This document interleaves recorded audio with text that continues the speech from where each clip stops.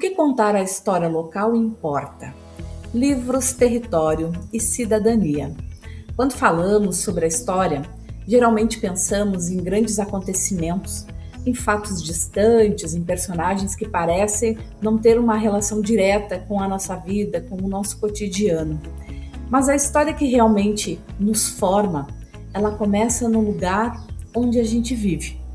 E eu acredito profundamente que contar a história local é um ato educativo, é um ato cultural e é um ato político. No bom sentido desta palavra, naquele sentido que deveríamos usar mais frequentemente até.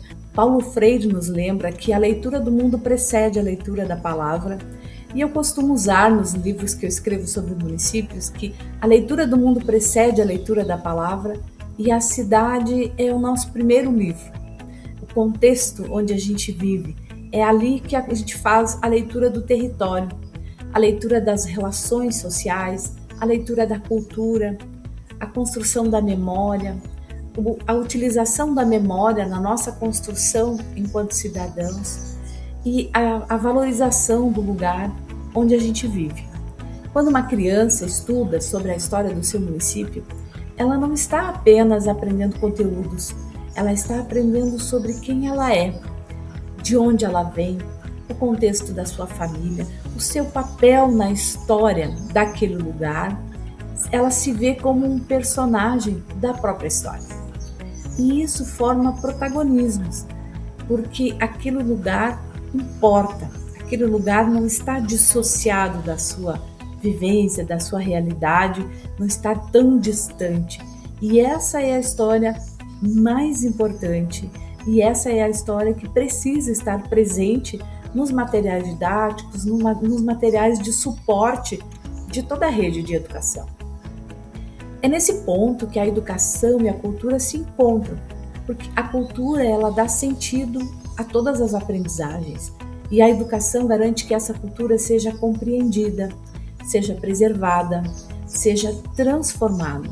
Todos nós sabemos da função primordial na preservação do patrimônio e da cultura que a escola desenvolve. A escola é o coração da preservação do patrimônio, então é fundamental que as redes de educação elas tenham o suporte pedagógico e o suporte de elaboração de livros e de materiais que subsidiem o trabalho dos professores sobre as questões locais. O pensador, historiador Eric Hobsbawm, ele nos ajuda a entender que as tradições não são apenas herança do passado. Ele diz que não existe cultura, não existe história cristalizada no tempo. Elas são construções vivas que se reinventam ao longo do tempo. Por isso, a educação que envolve as questões locais, ela é uma educação muito mais significativa, muito mais permanente e transformadora. Livros sobre a história local fazem exatamente isso, elas transformam memórias em experiência, e essa experiência em conhecimento compartilhado. Quando a escola se conecta à cultura local, ela deixa de ser apenas um espaço de transmissão de conteúdos que muitas vezes são elaborados distantes daquele espaço social, e ela passa a ser uma construção de sentido coletivo, de pertencimento coletivo. E isso vira a chave de toda a comunidade, de todo o município. A gente sabe muito bem disso. O historiador Peter Burke também reforça que a história é também uma forma de organizar a memória social. E aquilo que escolhemos para registrar e aquilo que escolhemos para esquecer diz muito sobre o sentido de sociedade que nós queremos construir.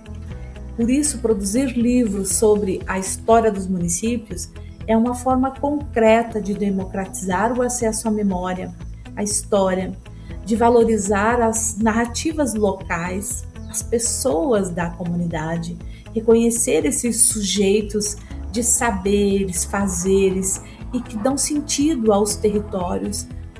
É também uma forma de reconhecimento e de posicionamento de um território. Quem nós somos diante deste mundo globalizado, afinal de contas?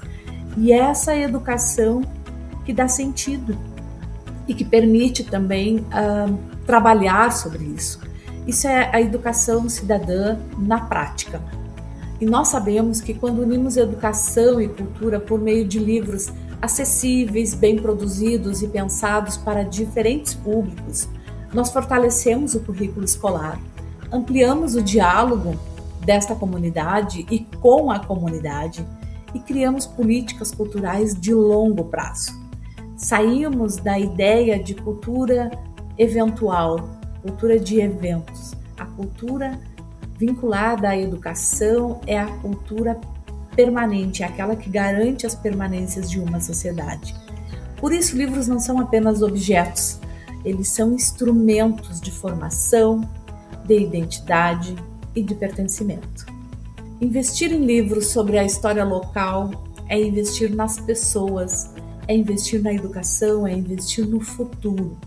Essa convicção orienta muitos dos nossos projetos editoriais e culturais na Sinapse Cultural, porque sempre partimos do diálogo entre território, educação e memória.